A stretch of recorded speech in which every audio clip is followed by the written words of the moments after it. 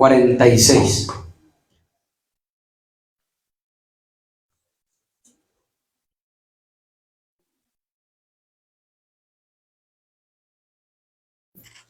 Fíjese, amado hermano, que hay una frase aquí que ha quedado resonando en mis oídos, en mi corazón.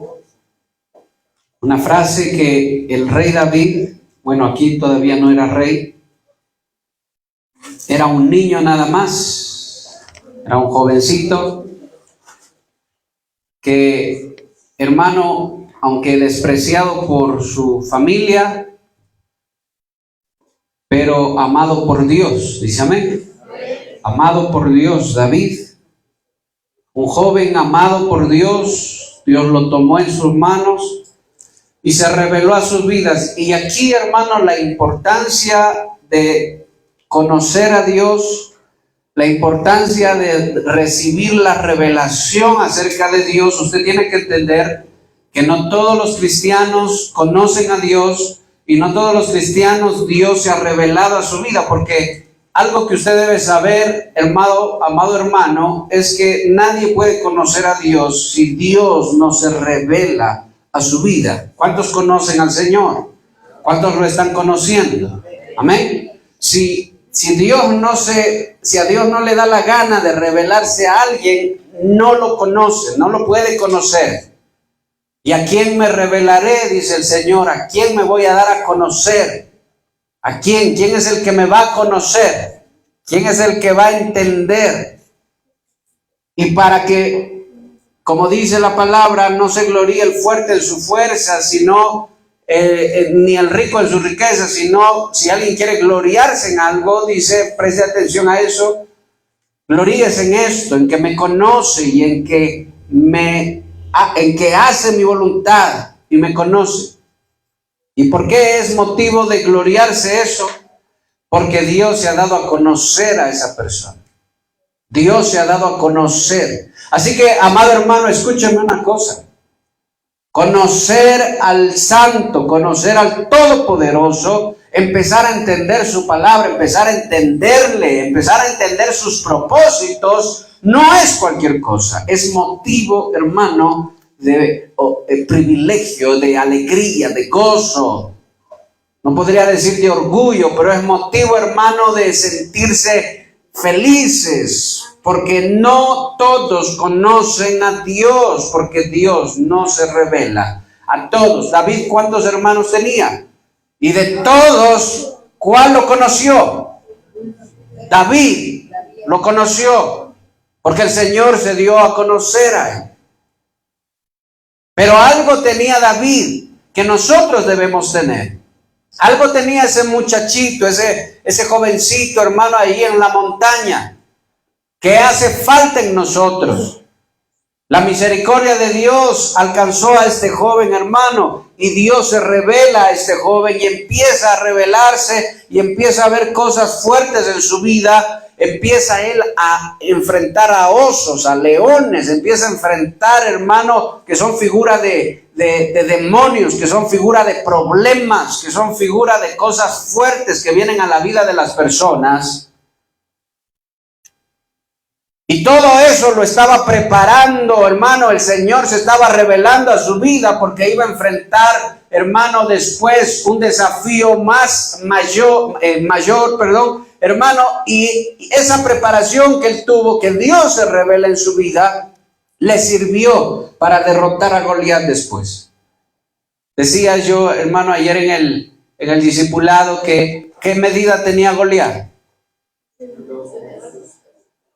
Casi 3 metros, la misma medida de los osos y de los leones que él enfrentó cuando era muchacho en la montaña.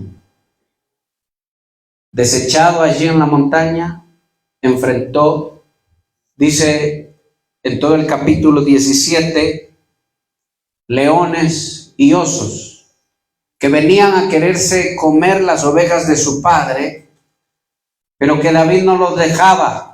Veía que venía el león o el oso y se iba llevando. ¿Y qué hacía David?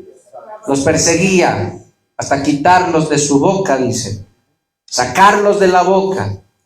no iba a permitir que las ovejas de su padre mueran en las garras del enemigo, en las garras de los demonios, si lo vemos como figura. Entonces David, hermano, empezó a conocer a Dios. Y todo fue un trato preparatorio para lo que él iba a enfrentar después. Despreciado por sus padres, les decía ayer en el discipulado, despreciado por su padre, por sus hermanos, pero no se dejó, hermano, llenar el corazón de resentimientos ni de rencores. A tal punto que cuando, hermano, Saúl lo quiso matar, ¿qué hizo David? Jamás se vengó. ¿Sí se acuerdan? Jamás se vengó. Porque desde pequeño estaba siendo tratado, estaba siendo moldeado por Dios. Y un joven me preguntaba ayer y me decía, entonces, si conozco a Dios, ¿eso quiere decir que voy a atravesar problemas muy grandes, muy fuertes? Y yo le decía, mira, Goliat iba a venir a esclavizar a Israel con David o sin David. ¿Sí me hago entender? Porque eran los filisteos enemigos del pueblo de Israel. La diferencia es, le dije, que Goliat se topó con una gran sorpresa. ¿Con qué se topó? Con un David preparado. Diga conmigo, con un David preparado. Eso me dice a mí, hermano, que las dificultades y las cosas grandes que podamos enfrentar en la vida nos preparan a nosotros, ¿para qué? Para lo que vamos a enfrentar después. Si David no vencía a Goliat, el pueblo de Israel iba esclavo. Porque ese fue el trato de Goliat. Envíen uno que pelee conmigo, y si ustedes me ganan, si él me gana, nosotros somos sus esclavos. Pero si yo gano, ustedes son nuestros esclavos. Con David o sin David, Goliat iba a llegar. ¿Sí me hago entender, hermano? Amén. Amén. Mirará que todavía no es las 9, hermano, para que se duerma. ¿Sí? Todavía es antes de las 9. No se vaya a dormir. La diferencia es que se encontró con un David que conocía al Todopoderoso. Por eso es indispensable, hermano, llenarse de la palabra de Dios. Por eso es indispensable tener tiempos de comunión, hermano, de llenarse de su presencia, de sacar la vanidad, porque estamos llenos de vanidades y en esa vanidad lo único que nos provoca es dormirnos. Y cuando aparecen los tiempos difíciles empezamos a temblar de miedo porque pensamos que vamos a morir allí. Pensamos que ahí va a llegar nuestro fin ya. Y cuando Goliat salía a decirle al pueblo, a retarlos y decirle que salga alguien a pelear, dice la palabra que desde Saúl hasta todo el ejército temblaban de miedo, les daba miedo. A tal punto que Saúl tuvo que poner 3 recompensas para ver si alguien se anima a enfrentarse a Goliat. La mano de su hija, eximir la casa de su padre de impuestos. ¿Y alguien recuerda qué más? Riquezas. Lo iba a llenar de riquezas. Y aún así, teniendo esas 3 recompensas, nadie se arriesgaba, hermano, a enfrentarse a Goliat. Porque nadie va a derrotar, hermano, ni la prueba más pequeña, ni peor la más grande, hermano, si su fe no está firme, si no conoce aquel que sigue, aquel que es su Dios. Si no lo conoce, la cosa más pequeña, más minúscula, le va a hacer retroceder. Pero si usted conoce a su Señor y ha sido preparado por Él y ha sido moldeado por Él, entonces, hermano, el salmista David dice, tú preparas mis manos para la batalla. Me preparaste desde muchacho, aunque fui despreciado, pero me estabas preparando. ¿Qué dijo José cuando se encontró con sus hermanos nuevamente? Propósito de Dios fue que ustedes me vendieran, para que yo ahora salve al pueblo. ¿Sí se da cuenta? Propósito de Dios. Me estaba preparando Dios para la batalla. Y lo puso en un lugar alto para que salve a su pueblo.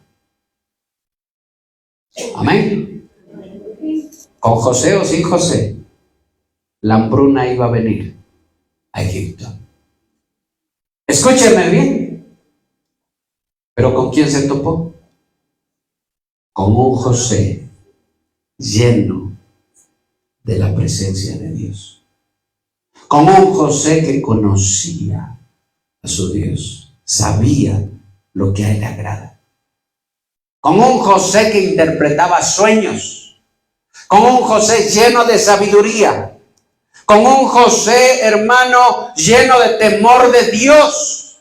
La pregunta es, ¿cómo está usted para el tiempo difícil, para el tiempo malo? ¿Cómo está?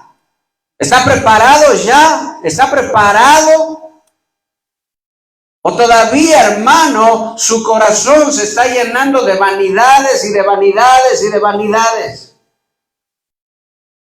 ¿Está conociendo al Señor? Pues si no lo está conociendo, pídale al Señor que se revele a su vida.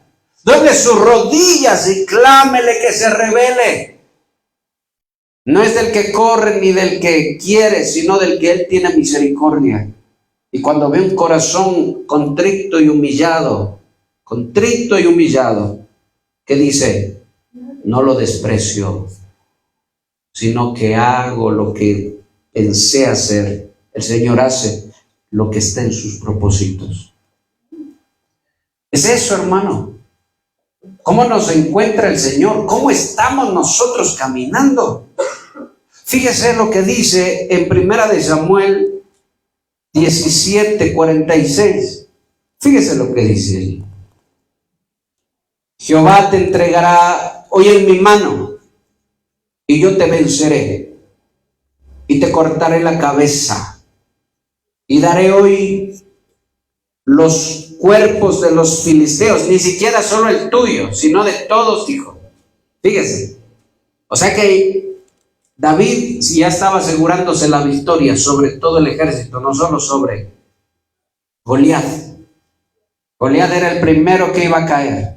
Y tras de Goliat, David sabía que todo el pueblo de los filisteos iban a caer. Fíjese lo que dice allí.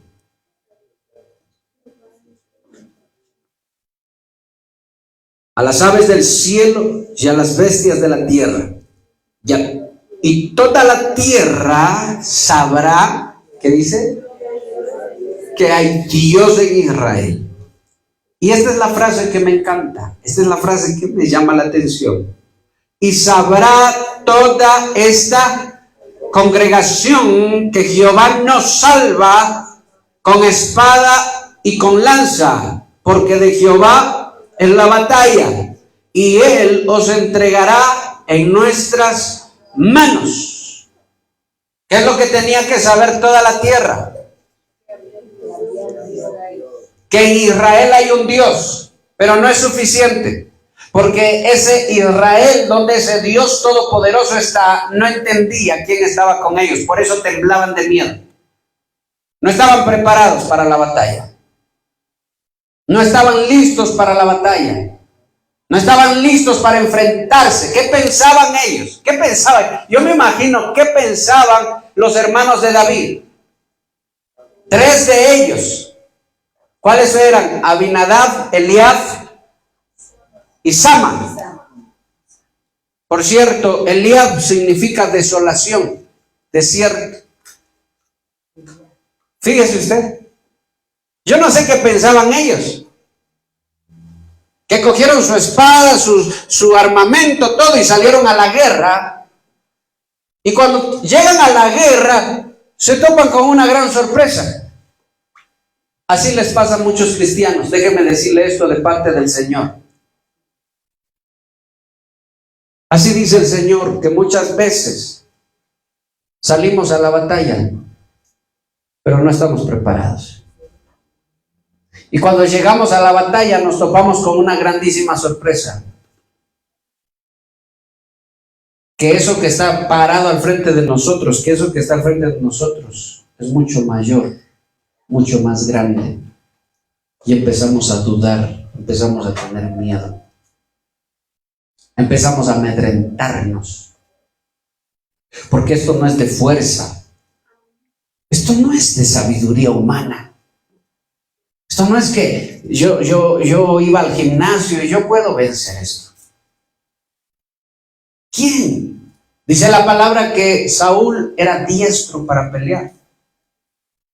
Jonatán era muy diestro. Dice, David mismo lo dijo. Más veloces que caballos, dice.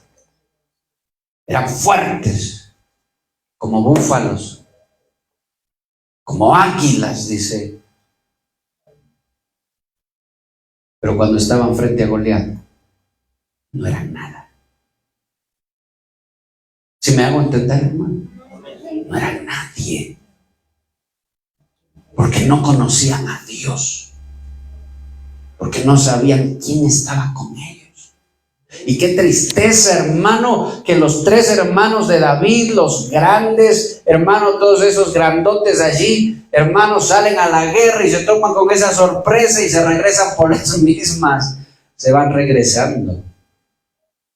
¿Cuántos cristianos? Yo no pensé que el cristianismo era así. Yo no creo que pueda. Yo no creo que esto sea para mí. ¿Quién te dijo que la batalla es tuya? ¿Quién te dijo que eres tú el que pelea? ¿Qué debe entender la congregación? ¿Qué dice David? Hoy la congregación va a entender algo. Por favor, dirija su mirada ahí. Hoy la congregación, diga conmigo, hoy nosotros vamos a entender algo. Que no es en nuestras fuerzas, dígalo, sino en su poder. Que debemos estar preparados, dígalo. Debemos estar preparados. Dígalo, debemos estar preparados. Hermano, porque un ejército que no está preparado va a perder, se va a desanimar, se va a desalentar. El cristianismo, hermano, no es una carrera de velocidad. Es una frase muy conocida, pero es la verdad. No se trata de empezar todo emocionados allí y cuando nos topamos con la primera prueba, hermano, ya nos decaemos, nos entristecemos. Porque van a haber cosas fuertes. Goliat va a llegar, pero te puede encontrar de dos maneras: dormido, como algunos están durmiendo en la iglesia, o te puede encontrar lleno de fe y lleno de la presencia de Dios y con la palabra de Dios en tu mente y en tu corazón. Goliat va a llegar porque el enemigo siempre quiere esclavizar al pueblo de Dios. Esto es fácil, dijo Goliat. De gana estamos pasando el tiempo. Mire cómo es de astuto el enemigo. Separa el pueblo de Israel, al frente los filisteos. Iba a haber una batalla. Pero Goliat, al igual que el enemigo astuto, no recuerdo el nombre de Goliat, ¿qué significaba? Búsquelo, por favor. Se para enfrente y Goliat sale y dice: ¿para qué vamos a pelear? Todos. Basta yo, dice Goliat. Yo soy suficiente. Envíen al mejor guerrero que ustedes tengan, al mejor. Envíenlo. Y esto se arregla rápido. Fíjense cómo es de astuto el enemigo. El enemigo siempre trata de llevarte a donde él quiere para tenerte allí. Y alza la voz para amedrentarte, para que pienses que no vas a poder. Y el pueblo sabía que no iba a poder. Pero es ahí, hermano, qué tremendo cuando sale un jovencito, no pasaba de 17 años, pero que conocía a Dios. Y qué palabras tan tremendas las que dice este varón, hermano, como alguien que conocía al Señor de hace mucho tiempo, como alguien que estaba en la presencia de Dios de continuo, como alguien que estaba con el Señor todos los días. Esas palabras no salen de cualquiera. Esas palabras salen de alguien que camina con el Señor, que está constantemente buscándole, de alguien que es pobre en espíritu. Esas palabras no salen de cualquier persona. Esas palabras jamás van a salir de un cristiano que pasa todo el día en el Facebook, de que pasa todo el tiempo libre en el TikTok. Nunca va a salir de ese cristiano esas palabras. Porque no conoce a su Señor, porque no sabe lo que su Señor es, quién es y qué es lo que puede hacer. Esas palabras que salieron de David, hermano, son palabras de alguien que lo conoce, que conoce al Todopoderoso. Toda la tierra va a saber hoy algo, dijo David. David se disgustó tanto cuando David está buscando a sus hermanos y se encuentra con Eliab. Desolación, desánimo. Desterrado. ¿Y cuáles fueron las palabras de Eliab? Mire, primero el enemigo habla desde Goliat.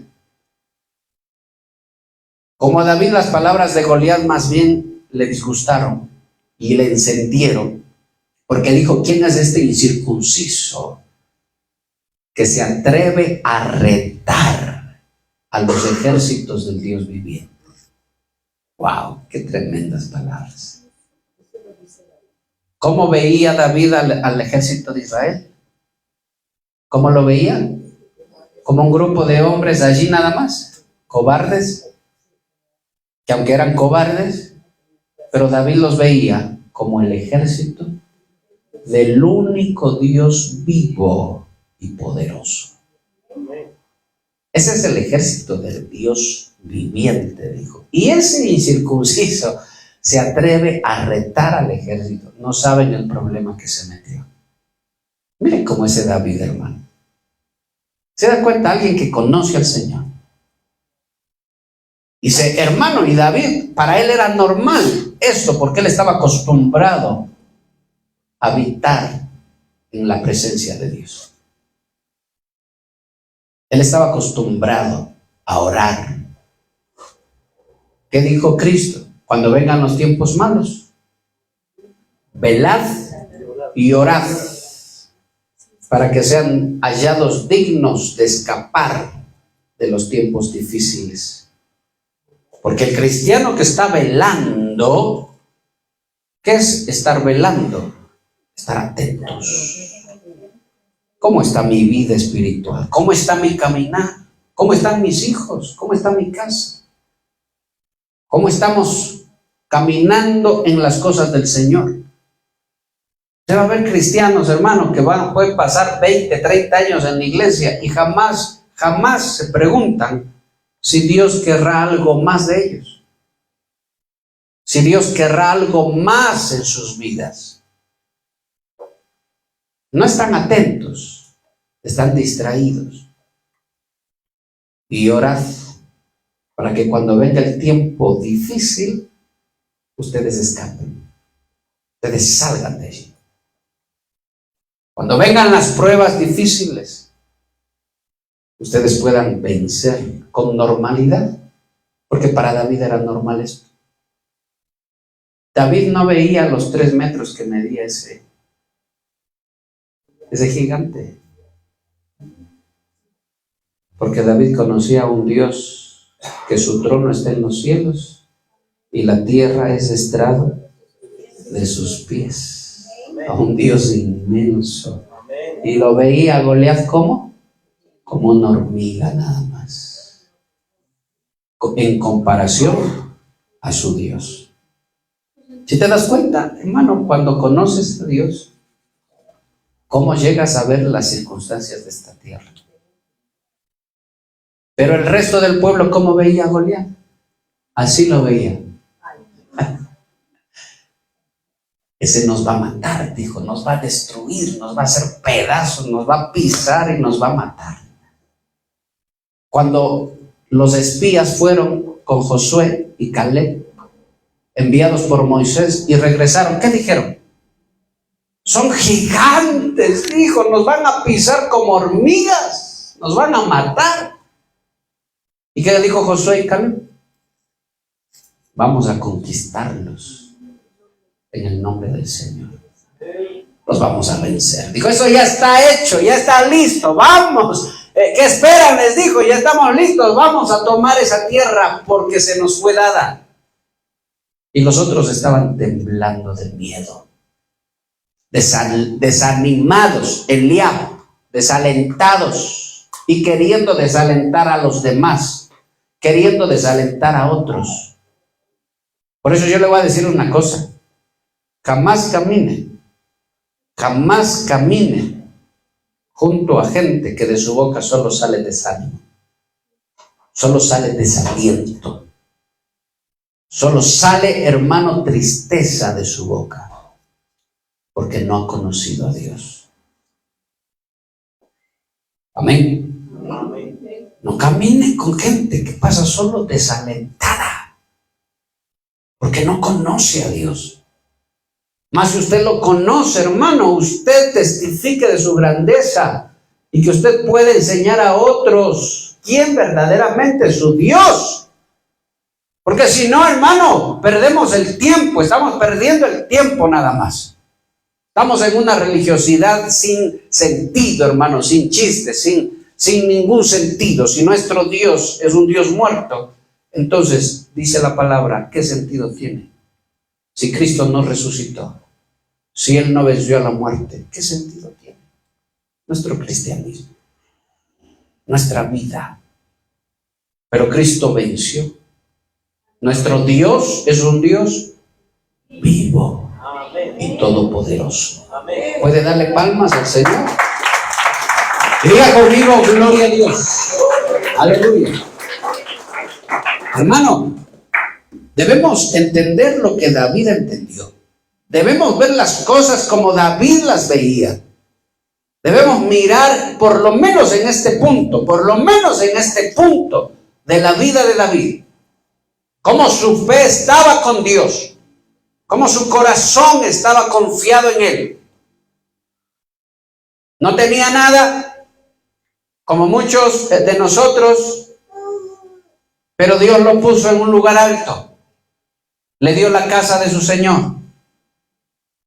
Era jovencito, pero siendo pequeño, siendo un jovencito insignificante, le cortó la cabeza a un gigante delante de un pueblo cobarde y miedoso,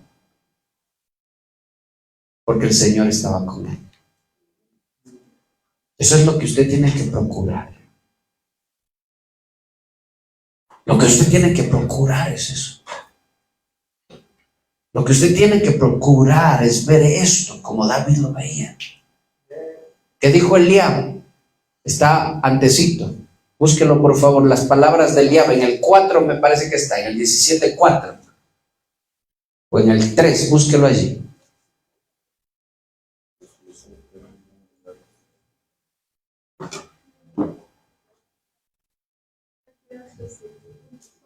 ¿En cuál está? 28, 17:28. Me equivoqué. Léalo por favor en voz alta. Oyéndole hablar Eliab a su hermano mayor con aquellos hombres, conociendo de Emira contra David, le dijo: ¿Para qué has descendido acá? ¿Y a quién has dejado a aquellas pocas ovejas del desierto? Yo conozco tu soberbia y la malicia de tu corazón, que para ver la batalla has venido. Oh, ¿qué estaba haciendo Eliab? ¿Qué estaba haciendo? ¿Qué significa Eliab? Desalentado. Eliab significa desánimo. Ahora David, cuando escuchó a Goliat, David dijo: ¿quién es ese incircunciso? Y viene Eliab y le habla y le dice: ¿para qué has venido? ¿Para qué estás aquí? ¿No le ha pasado a usted? El enemigo le habla y le dice: ¿para qué estás ahí? ¿Qué haces ahí? ¿Qué haces en la iglesia? ¿Qué haces orando? ¿Qué haces buscando a Dios? ¿Qué haces leyendo la Biblia? ¿Qué haces? Si no cambia, nada cambia. ¿Qué hizo David con Eliab? ¿Qué hizo? Se alejó de él. Se alejó. Apartándose de él. Y es el mismo David el que dice: no moriré, sino que viviré. ¿Para qué voy a vivir?, dijo David. Para anunciar las misericordias de Dios. Fíjese usted. Alguna vez estaba jovencito, estábamos en la iglesia, había una hermana que tenía una enfermedad, que ella estaba de pronto sentada y de pronto empezaba a temblarle el cuerpo, a temblarle. Parkinson debe haber sido. Pero llegaba un punto en el que ya era demasiado, ya no podía controlarse y empezaba a sacudirse. Y en el culto le pasaba eso.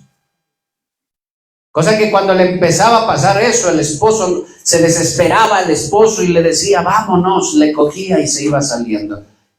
Y fíjese qué cosa, que eso ya empezaba a pasar siempre antes de empezar a predicar la palabra de Dios. Cuando el pastor iba a predicar, le empezaba a dar todos los cultos.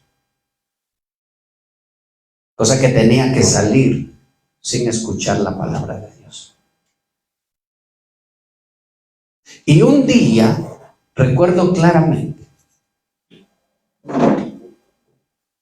estaba yo sentado en una silla y ella estaba sentada al otro lado. Y el Señor me habló claro, clarito, y me dijo: acércate y dile que el día en que me empiece a tener más temor a mí que a esa enfermedad, ese día va a ser sana. El día en que me empiece a tener más temor a mí que a su enfermedad, ese día va a ser sanada. Porque cuando empezaba, se desesperaba, y no era para menos, obviamente. Pero te das cuenta, cuando no conoces a tu Dios, Goliat es gigante. Pero para David, Goliat no era nada. Porque él le dijo: primero vas tú y después va todo el ejército. ¿Sí se da cuenta? Hoy dijo David: hoy voy a dar de comer la carne de los filisteos a las bestias del campo y a las aves del cielo. No dijo: voy a dar. Mire, Goliat, ¿qué le dijo? Tu carne la voy a dar a las aves del cielo. David no le dijo tu carne, le dijo la carne de tu ejército, de tus soldados. David daba por hecho, asegurado, que todo ese ejército iba a ser destruido, que todo ese ejército iba a ser entregado en sus manos. Así vive una persona que conoce a Dios. Así vive un cristiano que verdaderamente sabe quién es su Señor. Cristo, ¿a quién derrotó? ¿A quién venció? ¿Habrá algo que Cristo no derrotó, que le faltó de vencer? Todas las cosas fueron sujetas a Él. Todas las cosas le han sido sujetadas. No hay nada que no haya vencido el Señor. No hay nada que no haya derrotado. Pero cuando un cristiano no conoce a Dios, no sabe quién es su Señor, se desalienta por todo. Se desanima por todo. David dijo, la congregación va a entender algo. Ya el pueblo va a saber que hay Dios en Israel. ¿Y la congregación qué va a saber? Que Dios no salva ni con espada. A ver, ¿ya guardó la Biblia? Léalo. A ver. El Señor no salva ni con espada ni con lanza. ¿Qué quiere decir eso? Bueno, ¿qué quiere decir eso? Bueno, ¿qué quiere decir? Con su poder. ¿Qué quiere decir? Estoy esperando que alguien acierte, que alguien me lo diga. No es con espada ni con lanza. ¿A quién le estaba dedicando eso? Al ejército. A ese montón de gente que estaba allí con espada y con lanza, esperando vencer cuando el Señor no estaba allí con ellos peleando. Ellos tienen que entender que no es con esfuerzo humano. Al igual que el pueblo de Dios, nosotros tenemos que entender que no es con esfuerzos humanos. No es. Puedes estar cargado de todo, puedes tener todo, hermano. Pero la victoria no está asegurada por eso. Saúl tenía, hermanos, su uniforme. Los soldados estaban bien uniformados, tenían sus armas allí. Pero David les dice algo que todos debemos entender. No es con tus fuerzas, no es con tu esfuerzo, no es con tu sabiduría, ni con las cosas que tú crees. No es como tú piensas. El Señor no hace las cosas como tú las esperas. Fíjese que esto me da una gran lección. El Señor no resuelve las cosas como tú piensas, como tú crees. Tú puedes estar pensando en tu mente, ¿cómo arreglo mi vida? ¿Cómo soluciono? ¿Cómo hago? ¿Cómo salgo de esto? Y tú puedes planear muchas cosas en tu vida. ¿Y qué tal si no se da ninguna? ¿Qué tal si las cosas no salen como tú estás pensando? ¿Qué tal si las cosas no se dan como tú las planeas? Por eso dice Santiago, si Dios permite, haremos, y si Él quiere, iremos.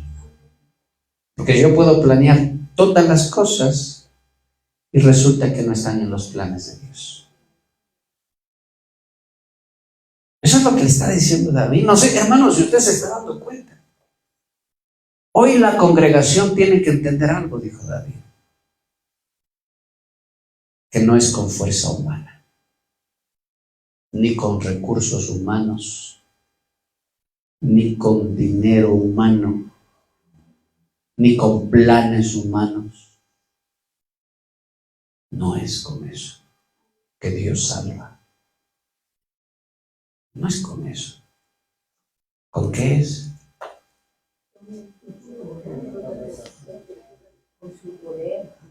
Porque si no es ni con espada ni con lanza, ¿con qué es? Es con su poder, con su fuerza, es con su sabiduría, es con su misericordia. son sus planes. ¿Usted cree que alguna vez, hermano, Job pensó estar en esa tribulación, en ese caminar? Jamás. Yo creo que él jamás imaginó eso en su vida. Pero ese fue el camino que Dios planeó para él. Ese fue el camino que Dios marcó para él. ¿Hasta cuándo nosotros dejamos de planear todas las cosas que queremos y doblamos rodillas y empezamos a depender de Dios y a decirle: Señor, dame de tu sabiduría, Señor, guía mis pasos, Señor, ayúdame, Señor, haz tú, Señor, todo lo pongo en tus manos, Señor, todo está en tus manos? Porque alguien me decía, me contaba, nos van a echar a todos del trabajo, nos van a echar, pero un compañero sacó una solución muy tremenda, muy grande. Él dijo: hagamos esto, y hagamos pasar a nuestros hijos como discapacitados y no nos echan del trabajo. Una buena idea, ¿no? ¿Verdad que sí? Para el que quiere salvarse es una buena idea. Pero no es ni con espada, ni con lanza. Porque la batalla es de Él. Puedes hacer un montón de cosas. Pero David dijo: caerán 1000 a mi derecha y 1000 a mi izquierda, mas a mí no llegarán.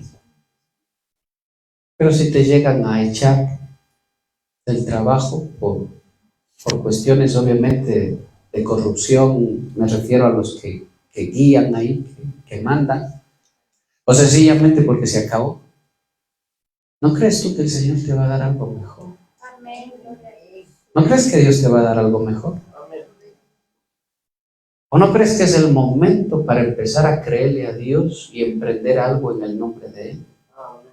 Hacer algo en el nombre de Él, que tal vez te va a dar más resultado de lo que antes te daba, pero que ahora tienes más tiempo de buscarlo, de estar con Él. Porque a veces nosotros nos aferramos a las cosas humanas como si fuera un salvavidas en el mar y pensamos que eso, y cuando no pasa eso nos afanamos y lloramos. Dice: Señor, pero yo pensé que tú me amabas, Padre, yo pensé que tú ibas a hacer esto, yo pensé que y el Señor dice: es que esos no son mis planes, tus pensamientos no son los míos, ni tus planes son mis planes. Yo no te llamé para llenarte los bolsillos de dinero.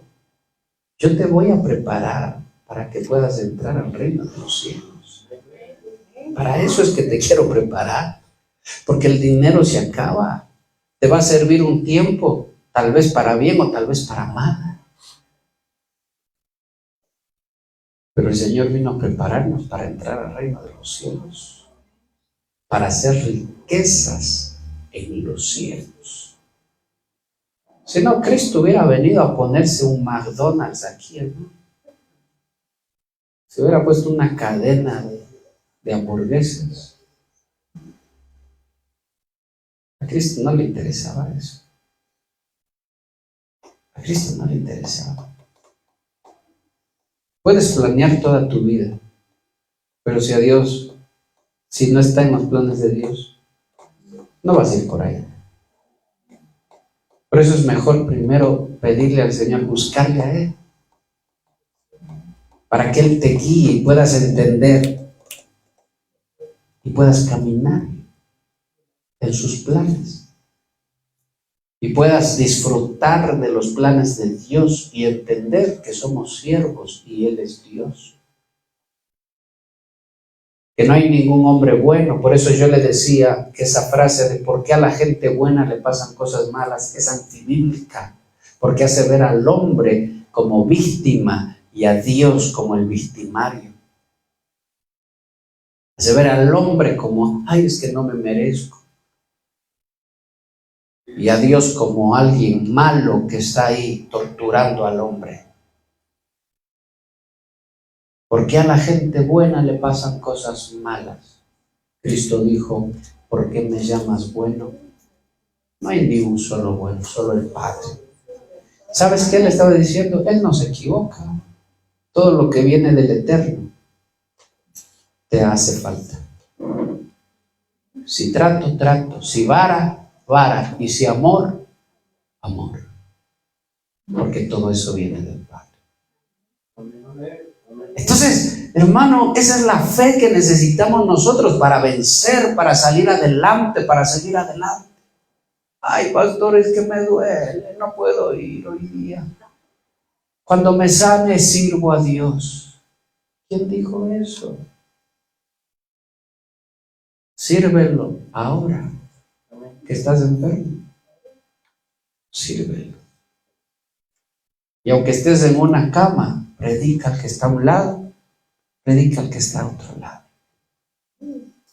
Si está en los planes de Dios, te levanta, como levantó a Job y como levantó a muchos. Y si no, como dijo el que fue echado, los 3 que fueron echados al horno de fuego, mi Dios me puede librar, le dijeron a Nabucodonosor, del horno de fuego. Pero si no nos libra y nos quemamos ahí y nos morimos, tampoco nos vamos a arrodillar ante tu estatua. Así que, Nabucodonosor, no tienes por dónde ganar. No nos vamos a arrodillar ante la estatua que tú has hecho. Y usted va a ver muchos cristianos que por miedo, por temor, por angustia o sencillamente por dinero, se van a arrodillar ante la estatua del príncipe de este siglo. Se van a arrodillar. Y van a buscar la manera de salvarse y de salvar sus vidas. Porque no han conocido a su Dios. No sabe quién es su Dios. Son frases tremendas, hermanos, son palabras que salen inspiradas por el Espíritu Santo. Si mi Dios me libra, puede librarme, pero si no me libra, no me voy a arrodillar ante tu estatua. Hoy la congregación sabrá, dijo David, que no es con fuerzas humanas, porque suya es la batalla. Y él gana como él quiere. ¿Y qué cosa cómo ganó? ¿Cómo ganó esa batalla el Señor? De la forma más, hermano, chistosa podría ser, o asombrosa tal vez, hermano, que David coge 5 piedras. Goliat tenía 4 hermanos más, en total, ¿cuántos eran? 5. David coge 5 piedras. Fíjese lo que es ser guiado por el Espíritu de Dios, ¿no? ¿Cuántas ocupó para matar a Goliat? Solo una. ¿Las otras 4 para quién eran? Para los hermanos de Goliat. Y vaya usted a ver los nombres de los hermanos de Goliat para que se dé cuenta cuáles son las cosas que hay que matar, que hay que derrotar. ¿Sí? David fue determinado a matar, porque si dejaba vivo a Goliat, Goliat lo mataba a él. ¿Sí? Iba determinado a terminar con eso. Por favor, mire la figura, entienda la palabra. Entonces, coge la piedra, se adelanta, va primero David y se para en el punto de batalla. Coge la honda y la piedra se le clava en el único lugar donde no estaban protegidos los soldados. Ellos se ponían un casco, todos protegidos, y el único lugar que estaba desprotegido era aquí. El otro día miraba un video, porque la gente siempre quiere comprobar si eso era verdad o no fue verdad. Porque decían ellos, ¿cómo puede matar con una honda y clavarle a una persona en la frente la piedra? Y fueron y llamaron a un experto en honda, alguien que era profesional. Hicieron un maniquí y le pusieron un material parecido al del hombre, y le hicieron poner a una distancia parecida a la que David estaba. Y este hombre cogió y no le atinó. Fue muchísimos intentos hasta que uno de esos cayó en la frente y, hermano, se metió hasta adentro. Oh, sorpresa, dijeron. Es verdad la historia que cuenta la Biblia, no es fantasía. Goliat muere de la forma más ridícula. ¿Usted cree que Goliat hubiera imaginado en su vida morir así? Yo me imagino a Goliat, hermano, peleando. Él en su mente tal vez dijo: yo voy a morir peleando contra 20 hombres siquiera, hermano, y él peleando allí con su espada y jabalina, con un montón de soldados ahí él. Pero murió de la forma más triste, más chistosa y más ilógica. Un niño con una onda y una piedra clavada en su frente. Porque no fue el niño. ¿A quién retó Goliat? Al Dios de Israel. A él es que lo retó. Para que usted entienda que Dios avergüenza a los que dicen ser sabios, que Dios avergüenza a los que dicen ser fuertes, pero que exalta a los humildes y a los altivos los humilla. Usted va a ver gente, hermano, que termina de la manera más triste, más lamentable en esta tierra. Pero usted va a ver gente que Dios lo levanta y lo exalta, porque han aprendido a conocerlo. Han aprendido, hermano, y han puesto su confianza en Él. Es algo que debe entender el pueblo de Dios. No es con tus fuerzas, no es como tú pensaste, y esto es lo que el Señor hoy me enseñaba. Las cosas tal vez no salgan como tú las esperas. Tal vez las cosas sean más difíciles de las que tú pensabas. Escúchame bien. Pero eso solo te va a demostrar una cosa. Primero, ¿cómo está tu fe? ¿Cómo estás tú? Si sales corriendo, si tiemblas, si te desanimas, si lloras y pierdes la fe. El diablo le dijo: ¿qué haces aquí? Regrésate. Si tú escuchas al desánimo, lo que va a pasar es que vas a retroceder. Pero a David nadie lo iba a hacer retroceder. Eso va a demostrar, hermano, si peleas en tus fuerzas o dejas que Dios pelee por ti. Amén. Si dejas que el Señor pelee por ti. ¿Cómo tú dejas que Él pelee por ti? Cuando tú te depositas en sus manos y estás preparado para lo que venga. Para lo que venga. Dicen los economistas que sobre la tierra, sobre el planeta, va a venir una gran hambre. Va a venir una gran crisis. Está y se va a empeorar. En el tiempo del profeta Elías, en el tiempo del profeta Eliseo, había mucha hambre.